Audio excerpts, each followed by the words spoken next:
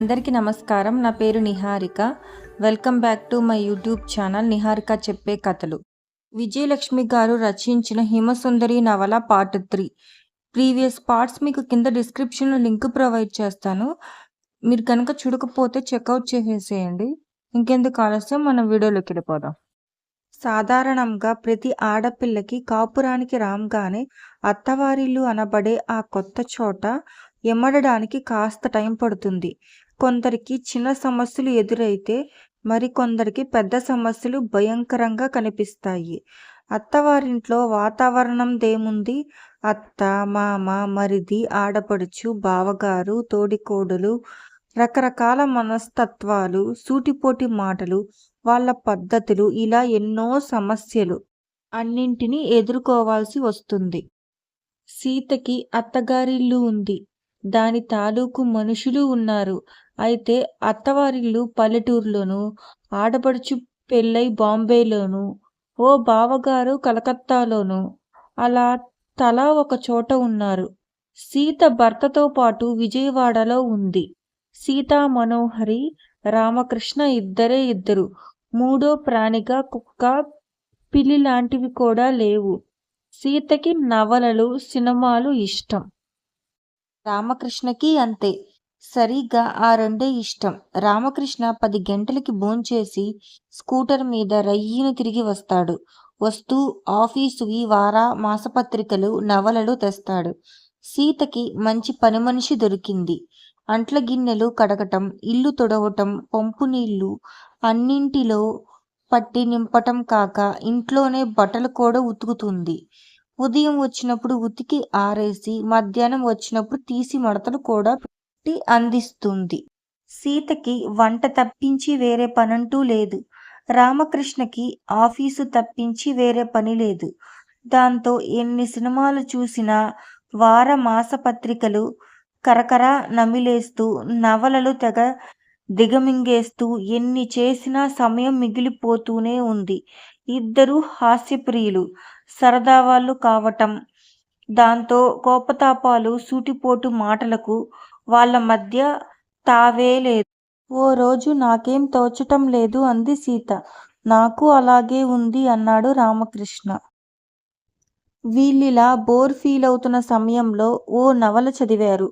దాంతో భార్యాభర్తలు కోపంతోనూ అపార్థాలతోనూ విడిపోయి ఆ తర్వాత నిజం గ్రహించి దగ్గరైతే ఆ భార్యాభర్తల కలయిక మహా అద్భుతంగా ఉంటుందని, అది ఎలా ఉంటుంది అన్నది వర్ణింపశక్యం కాదని, అనుభవంలోనే ఆ మధురానుభవం చవి చూడాల్సిందే గాని అంటూ ఓ రచయిత్రి తన కలాన్ని నొక్కి రాసి వక్కాణించింది తన నవలలో.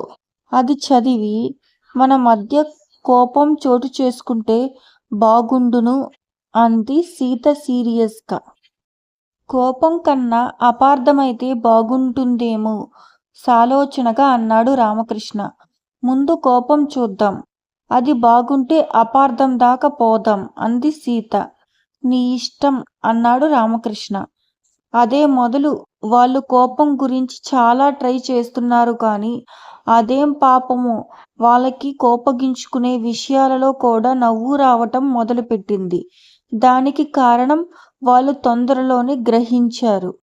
ఫలానా విషయంలో కోపగించుకోవాలని ముందే అనుకోవటం వల్ల అదేదో నాటకం ఆడినట్లు ఉంది.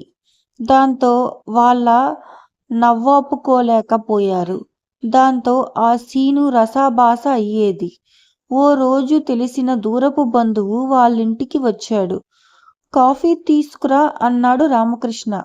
సీత బూస్ట్ కలుపుకొని వస్తూ గుమ్మం తగిలి కప్పును జార విడిచింది. ఆ సమయంలో ఎవరూ లెక్క పెట్టలేదు కానీ కప్పు 1000 ముక్కలై ఉంటుంది. మ్యాపు బొమ్మ అత్యంత ఆకర్షణీయంగా నేలమీద గీసినట్టు, నేలపాలైన బూస్ట్ నేలమీద పరిచిన ఇండియా మ్యాప్లా తయారయ్యింది. అయ్యయ్యో అంది సీత. ఎందుకు అయ్యయ్యో? నెమ్మదిగా నడిస్తే ఏం పోయింది? అన్నింటికీ కంగారే. గాజు కప్పేగాక చక్కటి కప్పు కాఫీ కూడా నాశనం అన్నాడు రామకృష్ణ. అది కాఫీ కాదు, బూస్ట్. నెమ్మదిగా చెప్పింది సీత. నేను కాఫీ తెమ్మంటే నువ్వు బూస్ట్ ఎందుకు తెచ్చావు? కాఫీ పొడి లేదు. అయిపోతే చెప్పాలని తెలియదా? మర్చిపోయాను. మర్చిపోతావు. నేను వెధవని ఉన్నాగా నీవేం చెప్పినా తేవటానికి. అసలు మీ ఆడజాతికి భర్త అంటే భయభక్తులు, పిసిరంత గౌరవం కూడా లేదు. కాఫీ తెమ్మంటే బూస్ట్ తెస్తారు, బూస్ట్ తెమ్మంటే బోర్నవిటా కలిపి తెస్తారు. అవునంటే కాదనటంలో ఆడజాతిదే అగ్రతాంబూలం. అది కాదు. గాజు పెంకులు ఏరుతూ అంది సీత. అది కాదు, ఇది కాదు. నువ్వు ఏది చెప్పవద్దు. పగలంతా నీవు చేసే పని ఏముంది? మంచమెక్కి దొర్లటం తప్ప ఇంట్లో ఏం సరుకు నిండుకుందో చూసుకోనక్కర్లేదా? అడ్డమైన వెధవ నవలనన్నీ చదువుతూ పగటి కలలు కంటూ చీచీ, మీలాంటి వాళ్ళని రోజుకోసారి అయినా వీపు సాపి చేస్తే గాని మాట వినరు. కోపంతో ధూమ్ అంటూ మగాణ్ణి అనే అహం ముఖం నిండా పరుచుకోగా రామకృష్ణ అన్నాడు. ఇదనమాట పార్ట్ 3. మీకు గనక నా వీడియో నచ్చినట్లయితే please like, share, comment and subscribe my channel. Thanks for watching my video.